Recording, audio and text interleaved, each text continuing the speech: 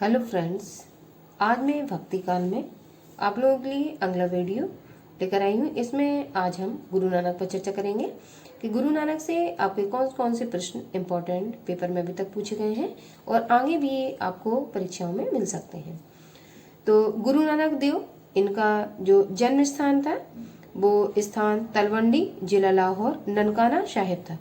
अब परीक्षाओं में दो तरीके से प्रश्न पूछा जाता है और आपको दोनों ही ऑप्शन में मिलते हैं।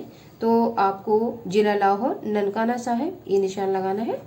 और अभी जो विगत परीक्षा हुई थी उसमें ये प्रश्न 2021 में पूछा गया था, जिसमें आपको तलवंडी में निशान लगाना था। तो ये तलवंडी आपको याद रखना है। गुरु नानक देव का जो जन्म स्थान है वो तलवंडी है। वर्ष 1469 ईस्वी में हुआ था। मृत्यु इनकी 1538 ईस्वी में हुई थी। परिवार में माता पिता का नाम तृप्ता और कालूचंद था, तो यहाँ से भी प्रश्न बन चुके हैं। पत्नी सुलक्षणी थी और पुत्र लक्ष्मीचंद और श्रीचंद्र थे। तो लक्ष्मीचंद और श्रीचंद्र पे अभी 2021 में जो परीक्षा टीटी की हुई थी उसमें प्रश्न आया था, श्रीचंद्र किस संप्रदाय के प्रवर्तक थे? तो उदासी संप्रदाय के प्रवर्तक थे, ये आपको याद रखना है। आगे इनकी इंपॉर्टेंट रचनाएं देखेंगे। इंपॉर्टेंट रचनाओं में इन्होंने रहीदास, जपूजी, आशा री दीवार और सोहेला, ये चार इनकी इंपॉर्टेंट रचनाएं हैं। गुरु नानक सिख पंथ के प्रवर्तक थे, ये भी आपको याद रखना है। ये मुगल बादशाह बाबर के समकालीन थे। आगे नानक की वाणियों का संकलन गुरु ग्रंथ साहब के महला नामक प्रकरण में संकलित है। इनकी कविताओं की भाषा हिंदी, फारसी तथा पंजाबी है। इनकी रचनाओं में कबीर की भांति शांत रस की प्रधानता है। प्रसिद्ध पंक्तियां जो अभी तक पूछी गई हैं इंपॉर्टेंट, जो नर दुख में दुख नहीं माने, एक पंक्ति इंपॉर्टेंट है। अंगली रैन गवाई सोई के दिवस, गवैया खाए, हीरे जैसा जन्मू है, कौड़ी बदले जाए, तो ये भी इंपॉर्टेंट आपकी पंक्ति है। आगे गुरु नानक की परंपरा में उनके उत्तराधिकारी प्रमुख कवि गुरु कौन कौन से हुए हैं, आइए देखते हैं। गुरु अंगद, गुरु अमरदास, गुरु रामदास, गुरु अर्जुन देव, गुरु तेग बहादुर और गुरु गोविंद सिंह। तो जो इम्पोर्टेंट है उनकी रचनाएं भी मैंने नोट डाउन की हैं। गुरु अर्जुन देव की रचनाएं हैं सुखमणि, बारहमासा, बावन अखरी। और गुरु गोविंद साहब की जो रचनाएं हैं चंडी चरित्र, ये पूछी गई रचना है, इम्पोर्टेंट भी है। 24 अवतार और गोविंद रामेतल, ये आपको गोविंद रामायण, ये रचनाएं तीन इम्पोर्टेंट है, इनको आपको याद रखना है, जो गुरु गोविंद सिंह की रचनाएं हैं।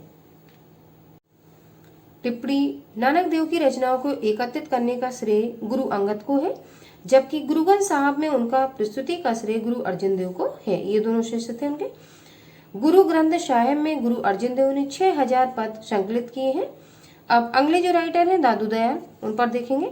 दादू दयाल का जन्म स्थान अहमदाबाद है और 1544 ईस्वी में इनका जन्म हुआ था। मृत्यु नराने के राजस्थान में हुई थी। मूल नाम दाऊद था इनका।